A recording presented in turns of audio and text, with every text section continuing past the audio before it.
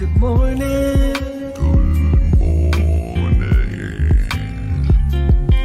Good morning, my friends. Today is indeed a good day.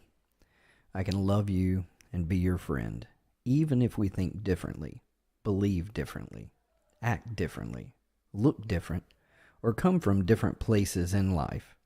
You are welcome here. With that in mind, let's get our day started together. Let's slow down together each morning to contemplate valuable precepts and how we might apply these in our thoughts, words, and actions today, and how they might grow into practices, habits, and even ways of life, so that our life's example is rooted firmly in core values that are a benefit to ourselves and to all around us. What a wonderful Wednesday we're starting off with today. And this morning, we are looking at thankfulness. I'm thankful that I woke up this morning. I'm thankful that my family is healthy and that we weren't battling with each other this morning before we started our day. I'm thankful that we have a house to live in and that we're well fed and we're reasonably healthy. I'm thankful that we have jobs and school that we can participate in and learn and grow and provide value to the community. I'm thankful for so many things. Thankful for living in a society that, for the most part, works together and gives us some levels of freedom to believe and to behave and act the ways that we would, as long as they don't infringe upon others. So there's all kinds of things we can be thankful for. I think those are some of the big things that if we lost some of those things, those would really matter. And sometimes I take them for granted. So this morning I just wanted to say I'm very thankful for those. So we're going to look at thankfulness. And what does thankfulness mean? Does thankfulness mean just each morning getting up and saying I'm thankful for something and not meaning it? Probably not. Does repetitively each day having a list of things that we voice that we're thankful for, yet we don't carry that with us through our day, and it doesn't bear more weight than the challenges that will come up during the day? That's probably not thankfulness either. So as always, it's good that we dive into what does thankfulness mean. Is it just the voicing of thanks? Or is it something that goes deeper? A ness about us, a thankfulness, a full of thanks that is in us that will carry us through our day and not just start our day. So I thought it would be good to look at some quotes that I found about thankfulness. It always helps me to look at others' wise advice and counsel and guidance. So I found some quotes that I thought we would look at. Sometimes we spend so much time and energy thinking about where we want to go that we don't notice where we happen to be. Looking forward so far in expectation that we ignore the now. We ignore the moment. We ignore the blessings of the moment. Do not indulge in dreams of having what you have not, but reckon up the chief of the blessings you do possess, and then thankfully remember how you would crave for them if they were not yours. Imagine that. If we if we're looking too far forward to the things that we want, and we forget where we are and what we have, if our eyes are so far set on the dreams of what we want that we're not thankful for what we possess, do we not realize how much we would crave for those things that we have if we did not have them? Now, I think this speaks to, in a way, it speaks to how much happier would we be with more tomorrow if we're not thankful for what we have today. Why should we have more if we will just be as miserable and complaining tomorrow as we are today? There's a perspective to that we need to be mindful of. We have so much each day to be thankful for, even when in the midst of deep grief, even when in the midst of deep trial or oppression or challenge, or we feel like we're not being treated fairly, or we don't have what we deserve. Many times if we really looked at what we might deserve and shifted our perspective to thankfulness, it might change all of that, right? I loved this story, so I had to share it. Sorry about that. A blind boy sat on the steps of a building with a hat by his feet. He held up a sign that read, "I am blind, please help." There were a few coins in the hat, some spare change from folks as they hurried past. But a man was walking by, and he took a few coins from his pocket and dropped them into the hat. He then took the sign, turned it around, and wrote some words. He put the sign back in the boy's hand so that everyone who walked by would see the new words. Soon the hat began to fill up. A lot more people were giving money to the blind boy. That afternoon, the man who had changed the sign returned to see how things were. The boy heard and recognized his footsteps and asked, "Were you the one who changed my sign this morning? What did you write?" The man said, "I only wrote the truth. I said what you said, but in a different way. I wrote, 'Today is a beautiful day, but I cannot see it.'"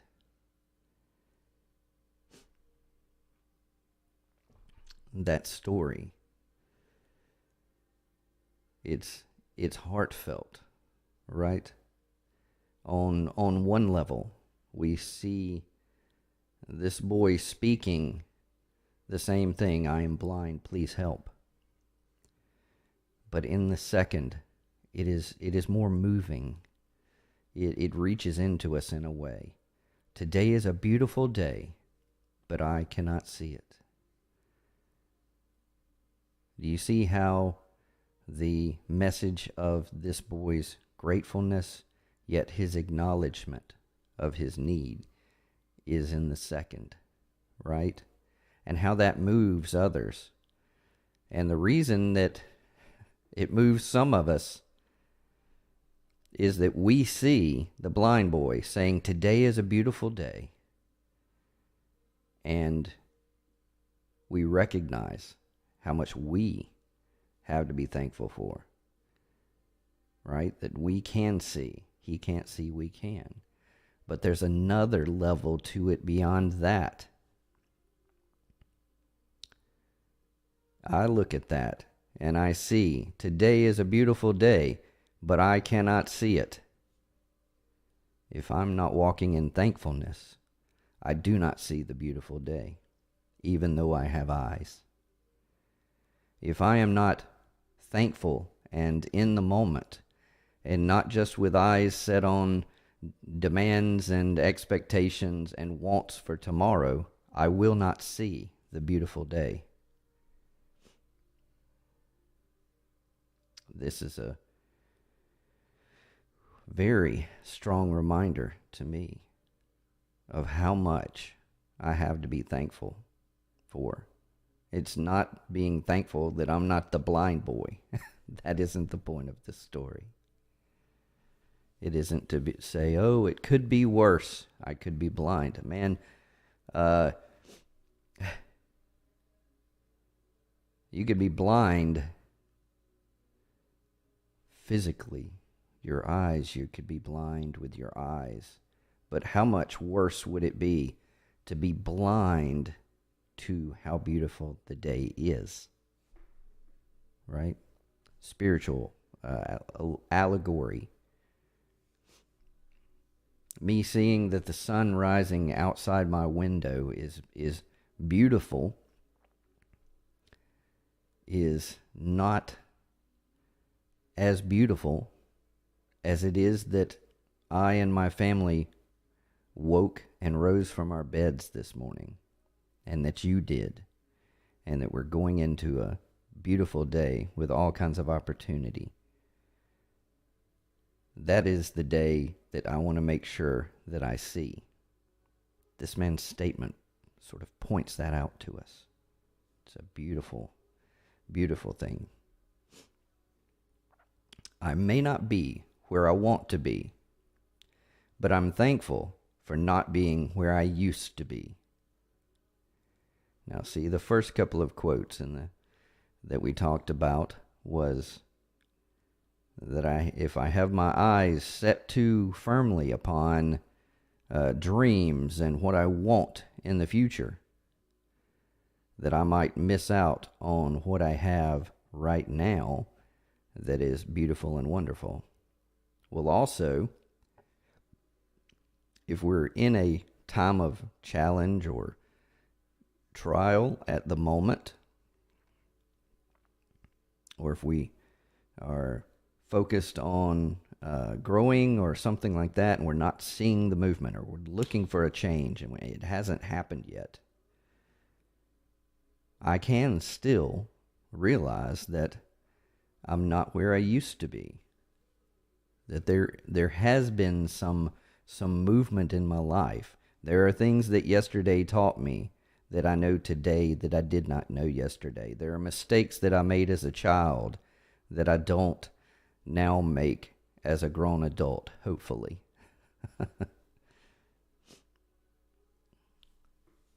Even if we want to be somewhere else right now, there is so much for us to be thankful for that we're not where we used to be.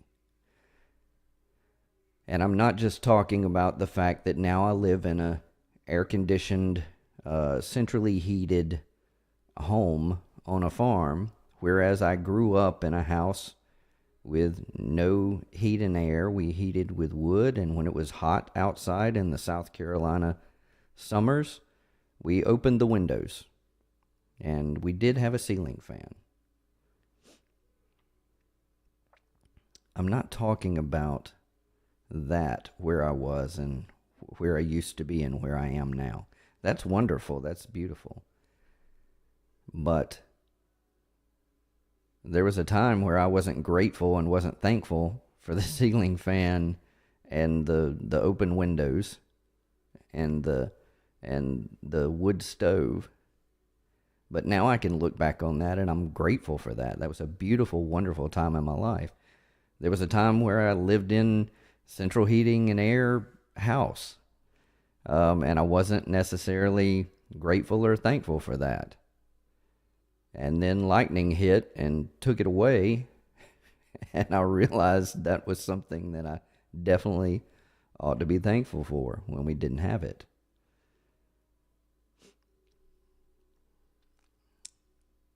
An attitude and a perspective of thankfulness. It changes a lot. It changes a lot. A lot of our day will not be impacted the same way if we choose thankfulness. Imagine that something challenging comes up today, but we accept that in that challenge we have an opportunity to fail and learn, or succeed and thrive, right? Or maybe somewhere along that spectrum. But the whole spectrum provides opportunity. Thankfulness. I loved this quote. Instead of thanking God for my two strong legs that are able to run and jump and climb, I whined about my thunder thighs and thick ankles. Instead of rejoicing that I have two capable arms that can lift and carry and balance my body, I complained about the flab that hung beneath them. I have been totally and unbelievably ungrateful for everything. Like a completely spoiled brat, I took my healthy body for granted. I criticized it and I despised it. With crystal clarity, I know that I do not deserve the good health that God has mysteriously blessed me with. Not only have I been unappreciative of my body and its amazing working parts, I tortured it by overexercising, and I put my entire health at risk by starving myself. What on earth was wrong with me? As I watched these kids with their less than perfect bodies, I feel so thoroughly ashamed of myself. I mean, how could I have been so stupid and shallow and self-centered? Watching children at a playground running around with imperfect bodies, and it highlighted for this melody, highlighted the perspective that was wrong in her life, that needed to be changed. How much could we learn from looking at the joy of children? Right? How much could we learn from looking at the joy of little children who aren't criticizing themselves, who aren't tearing themselves down, but who are just enjoying the day? They see the beautiful day. They see the beautiful opportunity of the day. Now, I know some kids are hard to get out of the bed in the morning, at least at my house. But my daughter still sees beautiful things about the day that sometimes I miss. I want that childhood wonder and joy and thankfulness in my life. I don't want to overlook the things that at the moment may be a rub. I want to have eyes to see it in a different light, in that attitude of thankfulness. Imagine a world where we didn't grumble about ourselves, we didn't grumble about those around us, we didn't grumble about the things around us, we didn't grumble about our jobs, but we truly were thankful. Thankful for these things. What a wonderful world that might be. So I hope these seeds that I make room for, these precepts that I study on each morning, that I might take just a slightly different step today. And instead of someone encountering my grumbling, they might encounter my thankfulness. And their day may be just a hair better for it. That is my word for the day. I love you all. As always, I love when we get an opportunity to share and talk back and forth, to dive into these things deeper. I hope you each have a wonderful day. There is so much for us to be thankful for today. It's going to be a wonderful Wednesday. Take care. We'll see you again soon.